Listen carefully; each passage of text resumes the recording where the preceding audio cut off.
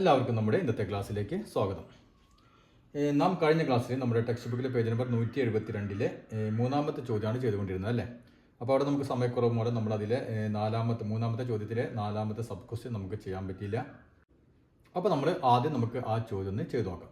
അപ്പോൾ കഴിഞ്ഞ ക്ലാസ്സിൻ്റെ കണ്ടിന്യൂവേഷൻ, അതായത് കഴിഞ്ഞ ക്ലാസ്സിൽ നമ്മൾ ചെയ്ത് നിർത്തിയ ചോദ്യത്തിൻ്റെ ബാക്കിയായതുകൊണ്ട് ആ ക്ലാസ് കാണാത്തവരുണ്ടെങ്കിൽ ആദ്യം അത് കാണാം, കാരണം അതിൻ്റെ തുടർച്ചയാണ് ഇപ്പം നാം ചെയ്യാൻ പോകുന്നത്.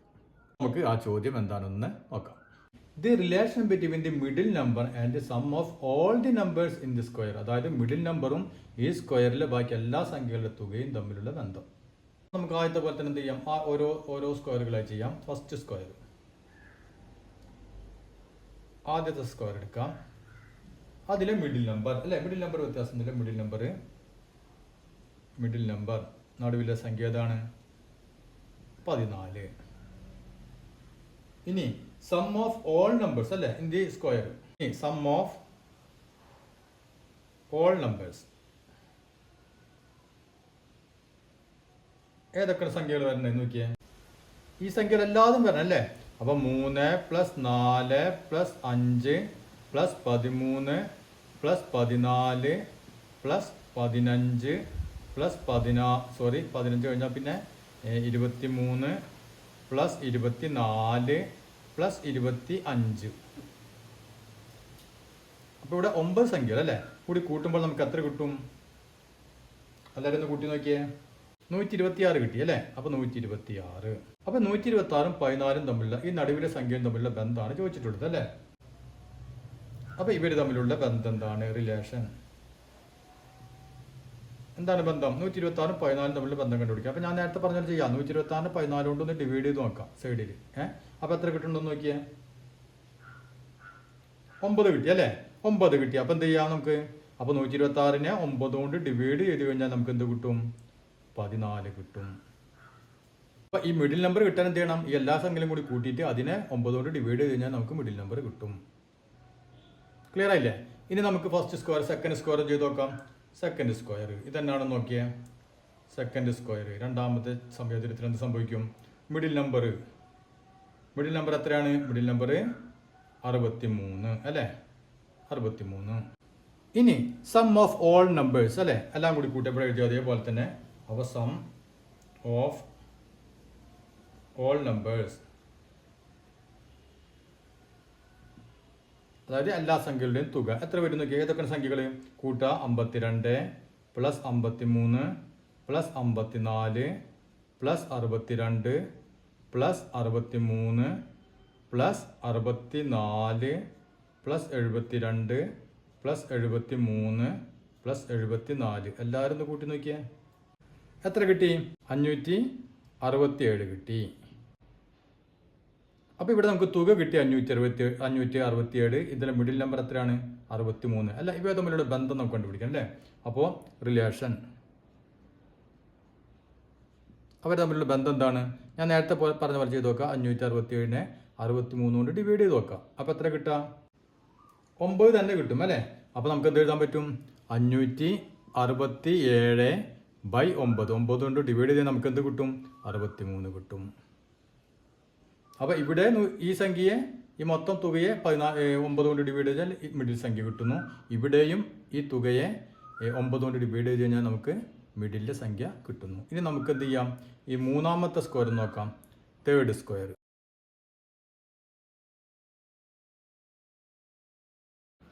മിഡിൽ നമ്പർ ഏതാണ്? 78. ഇനി സം ഓഫ് ഓൾ നമ്പേഴ്സ്,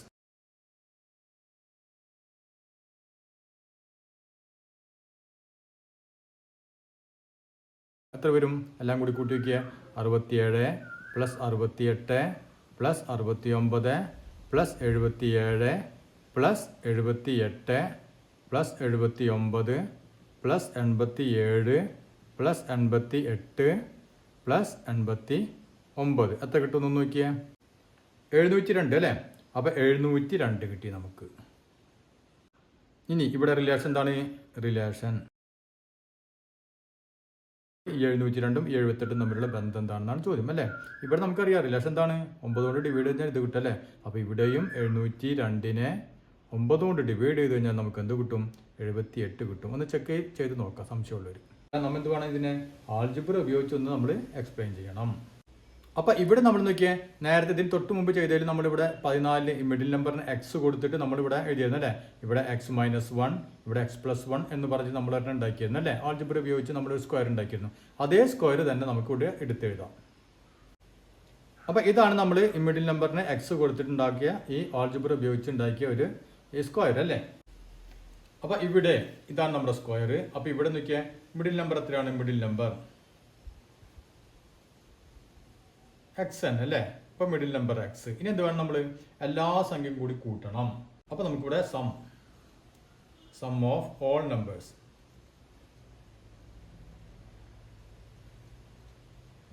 എന്ത് വരും? എല്ലാം കൂടി കൂട്ടുക അല്ലേ?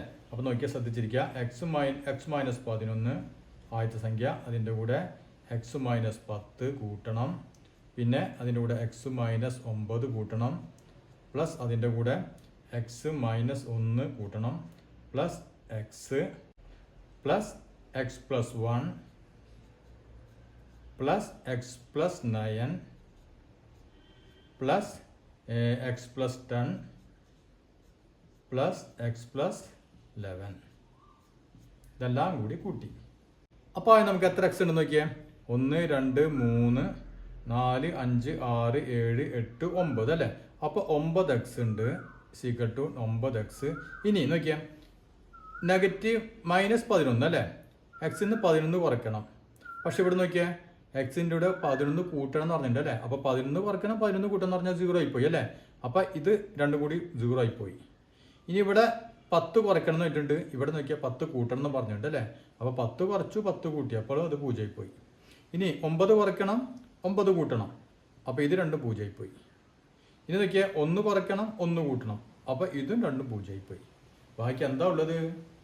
ബാക്കി ഒന്നില്ല. ഈ 9x മാത്രമേ നമ്മുടെ കയ്യിലുള്ളൂ അല്ലേ? അതായത് ഇതിൻ്റെ സമ്മ് നമുക്ക് എത്ര കിട്ടി? ഇതിൻ്റെ സംഖ്യകളുടെ തുക എത്ര കിട്ടി? 9x എന്ന് കിട്ടി. അതായത് ഈ എക്സ് ഇവിടുത്തെ സംഖ്യ എത്രയാണോ അതിൻ്റെ 9 ഇരട്ടിയായിരിക്കും ഇത്. മനസ്സിലായില്ലേ? അതായത് എക്സ് കിട്ടാൻ നാം എന്ത് വേണം? സം ഓഫ് ഓൾ നമ്പേഴ്സ് അല്ലേ? സം ഓഫ് ഓൾ നമ്പേഴ്സ്, അതായത് എല്ലാ സംഖ്യകളുടെയും തുക എത്രയാണ് നമുക്ക് കിട്ടി? 9x എന്ന് കിട്ടി അല്ലേ? അപ്പോൾ അതിൽ നമുക്ക് എക്സ് കണ്ടുപിടിക്കാൻ എന്ത് ചെയ്യണം? സം ഓഫ് ഓൾ നമ്പേഴ്സിനെ നമ്മൾ എന്ത് ചെയ്യണം? നേരത്തെ ചെയ്ത പോലെ തന്നെ എന്തുകൊണ്ട് ഡിവൈഡ് ചെയ്യണം? 9 കൊണ്ട് ഡിവൈഡ് ചെയ്ത് കഴിഞ്ഞാൽ നമുക്ക് എന്ത് കിട്ടും? എക്സ് കിട്ടും. അപ്പോൾ അത് തന്നെയാണ് നമുക്ക് ഇതുപോലെ ചെയ്തപ്പോഴും കിട്ടിയത് അല്ലേ? 9 കൊണ്ട് ഡിവൈഡ് ചെയ്ത് കഴിഞ്ഞപ്പോൾ നമുക്ക് മിഡിലെ നമ്പർ കിട്ടി. അപ്പോൾ ഇങ്ങനെയാണ് നമ്മൾ ആൾജിബ്ര ഉപയോഗിച്ചത് എക്സ്പ്ലെയിൻ ചെയ്യുക. അപ്പോൾ നമുക്ക് എന്ത് എഴുതാൻ പറ്റും? Sum of all numbers is equal to 9 times of the middle number അല്ലേ? അതായത് നടുവിലെ സംഖ്യയുടെ 9 ഇരട്ടിയാണ് ആകെ സംഖ്യകളുടെ തുക, അല്ലെങ്കിൽ ആകെ സംഖ്യകളുടെ തുകയുടെ 9ൽ ഒരു ഭാഗമാണ് നടുവിലെ സംഖ്യ. അതായത് 9 കൊണ്ട് ഡിവൈഡ് ചെയ്യാൻ നമുക്ക് നടുവിലെ സംഖ്യ കിട്ടും. ഇനി നമുക്കതിലെ നാലാമത്തെ ചോദ്യം എന്താണെന്ന് നോക്കാം. അപ്പോൾ ഇതാണ് നമ്മുടെ അതിലത്തെ നാലാമത്തെ ചോദ്യം. ഇവിടെ നോക്കി നമുക്ക് ടെക്സ്റ്റ് ബുക്കിൽ കാണാം ഒരു കലണ്ടറിൻ്റെ ഒരു ഫോട്ടോ ഒന്നുണ്ട് അല്ലേ? ഒരു മാസത്തെ ഒരു ഫോട്ടോ ആണ്, ഒരു ഡേറ്റുകളുടെ ഒരു ഫോട്ടോ ആണ് തന്നിട്ടുള്ളത്. അതിൽ ഇഷ്ടമുള്ള, അതായത് 4 ഡേറ്റുകൾ വരുന്ന, അതായത് 4 സംഖ്യകൾ വരുന്ന ഒരു സ്ക്വയറുകൾ നമ്മൾ മുമ്പത്തെ പോലെ തന്നെ സെലക്ട് ചെയ്തിട്ടുണ്ട് അല്ലേ? അപ്പോൾ അതിൽ സെലക്ട് ചെയ്ത സ്ക്വയറുകൾ നോക്കിയാൽ ഏതൊക്കെയാണ്? 3 ഡേറ്റുകൾ 3, 4, 10, 11. മറ്റൊരെണ്ണം 13, 14, 20, 21. അടുത്തത് 23, 24, 30, 31 അല്ലേ? ഇതാണ് തന്നിട്ടുള്ളത്. പിന്നെ എന്താണ് ചെയ്യേണ്ടത്? നമ്മൾ explain using algebra why the sum of all 4 numbers in such a square is a multiple of 4. അതായത് ഈ 3 സ്ക്വയർ എടുത്താലും അതല്ലെങ്കിൽ ഏത് സ്ക്വയർ എടുത്താലും ഇതെല്ലാം കൂടി കൂട്ടുമ്പോൾ ഇത് കൂട്ടിയാലും ഇത് കൂട്ടിയാലും ഈ കിട്ടുന്നതൊക്കെ എന്തായിരിക്കും? എപ്പോഴും 4ന്റെ മൾട്ടിപ്പിൾ ആയിരിക്കും, അതായത് 4ന്റെ ഗുണിതമായിരിക്കും. എന്തുകൊണ്ടാണ് ഇങ്ങനെ കിട്ടുന്നത്? അപ്പോൾ നമുക്ക് ആദ്യം ചെക്ക് ചെയ്ത് നോക്കാം. ഫസ്റ്റ് സ്ക്വയർ, ആദ്യത്തെ സ്ക്വയർ, അതിലെ സം എത്ര വരും? സം ആകത്തുക എത്ര വരും? 3 + 4 + 10 + 11 അല്ലേ? കൂടി കൂട്ടുമ്പോൾ എത്ര കിട്ടും നമുക്ക്? 28 കിട്ടി. ഇനി അടുത്ത സ്ക്വയറിലോ, സെക്കൻഡ് സ്ക്വയർ, സം എത്ര കിട്ടും? 13 + 14 + 20 പ്ലസ് 21 അല്ലേ. കൂടി കൂട്ടുമ്പോൾ എത്ര ഉണ്ട്? 68 അല്ലേ. 68 കിട്ടി. ഇനി അടുത്ത് നോക്കിയാൽ third square sum 23 plus 24 plus 30 plus 31 അല്ലേ. കൂടി കൂട്ടുമ്പോൾ 108. അപ്പോൾ ഈ 28ഉം 68ഉം 108 എന്നൊക്കെ പറഞ്ഞാൽ നമ്മൾ ഒന്ന് ഡിവൈഡ് ചെയ്ത് നോക്കാം. നമുക്കറിയാം ഇതൊക്കെ 4ന്റെ മൾട്ടിപ്പിൾ ആണ് അല്ലേ. അപ്പോൾ ഇതൊക്കെ എന്താണ്? മൾട്ടിപ്പിൾ ഓഫ് 4, 4ന്റെ ഗുണിതങ്ങളാണ് ഈ കിട്ടിയതൊക്കെ. അതെന്തുകൊണ്ടാണ് എന്നാണ് ചോദ്യം. അപ്പോൾ അതിന് നമുക്ക് ആൾജിബ്ര ഉപയോഗിച്ചൊന്ന് വിശദീകരിച്ച് നോക്കാം. അപ്പോൾ നോക്കി, ഇവിടെ നമുക്ക് ആദ്യത്തെ സംഖ്യ നമുക്ക് എക്സ് ആണെന്ന് വിചാരിക്കാം. ഇത് എക്സ്. അപ്പോൾ ഇവിടെ എത്ര? 3 കഴിഞ്ഞാൽ 4 അല്ലേ. അപ്പോൾ ഇവിടെ എക്സ് പ്ലസ് 1 വന്നു. ഇനി ഇതിൻ്റെ അടിയിൽ എത്ര വരും? 10 ആണ് അല്ലേ. 3ന്റെ കൂടെ 7 കൂട്ടിയാലാണ് 10. അപ്പോൾ എക്സിൻ്റെ കൂടെ 7 കൂട്ടണം. അതായത് എക്സ് പ്ലസ് 7. ഇനി ഇവിടെ 11. 3ന്റെ കൂടെ എത്ര കൂട്ടണം? 8 കൂട്ടണം അല്ലേ. അപ്പോൾ ഇവിടെ എക്സിൻ്റെ കൂടെ 8 കൂട്ടണം. അപ്പോൾ അത് ക്ലിയർ ആയി. ഇനി ഇതിൻ്റെ സമ്മ് എടുത്ത് നോക്കാം. നമ്മുടെ സമ്മല്ല കണ്ടത്, അതുകൊണ്ട് ഇവിടെ നമുക്ക് സമ്മ് ചെയ്ത് നോക്കാം. സം സീക്രട്ട് എന്ത് വരും? X plus 1 plus X plus 7 plus X plus 8. അപ്പോൾ ഇവിടെ എന്ത് കിട്ടും നോക്കിയാൽ? 1 2 3 4 4 എക്സ് ഉണ്ട്. പിന്നെ പ്ലസ് 1ഉം 7ഉം 8 8ഉം 8ഉം 16. അപ്പോൾ നമുക്ക് 4x പ്ലസ് 16 കിട്ടി. അപ്പോൾ നമ്മളോട് പറഞ്ഞിട്ട് 4ന്റെ ഗുണിതങ്ങളായിരിക്കും കിട്ടുന്നത് എന്നാണ് നമ്മൾ പ്രൂവ് ചെയ്യേണ്ടത് അല്ലേ. അപ്പോൾ നമുക്ക് നോക്കിയാൽ 4 ഇത് രണ്ടിലും 4 ഉണ്ടോ എന്ന് നോക്കാം നമ്മൾ. അപ്പോൾ 4നെ നമ്മൾ ഇവിടെ ഇതിലും നമുക്കൊരു 4 കിട്ടും. 4 × 4 16 അല്ലേ. അപ്പോൾ നമുക്ക് ഈ 4 നമുക്ക് പുറത്തേക്കാക്കാം. അതായത് 2ലും 4 ഉണ്ട് അല്ലേ. ഇതിനെ നമുക്ക് 4 കൊണ്ട് ഡിവൈഡ് ചെയ്യാം. അപ്പോൾ 4 ഞാൻ പുറത്തേക്ക് എടുത്തു. ബാക്കി ഇവിടെ എന്ത് വന്നു? ബാക്കി ഒരു എക്സ് മാത്രം വന്നു അല്ലേ. അപ്പോൾ 4 × x 4x ശരിയല്ലോ. ഇതിൽ നിന്ന് ഞാൻ ഒരെണ്ണം എടുത്തു. അതായത് ഇതിനെ നമുക്ക് 4 × 4 16 എഴുതാം അല്ലേ. അപ്പോൾ ആ ഒരു 4 ഞാൻ പുറത്തേക്ക് എടുത്തു. ബാക്കി എന്തുണ്ട്? ബാക്കി ഒരു 4 കൂടി ഇവിടെ ഉണ്ട്. മനസ്സിലായില്ലേ? അപ്പോൾ 4 × x എന്ന് പറഞ്ഞാൽ 4x, 4 × 4 എന്ന് പറഞ്ഞാൽ 16. അപ്പോൾ വേറെ കുഴപ്പമൊന്നുമില്ല. നമ്മൾ ഇതിനൊന്ന് മാറ്റി എഴുതി, അത്രേ ഉള്ളൂ. അപ്പോൾ നമുക്ക് ഇവിടെ എന്ത് കിട്ടി? 4 × x + 4 അല്ലേ.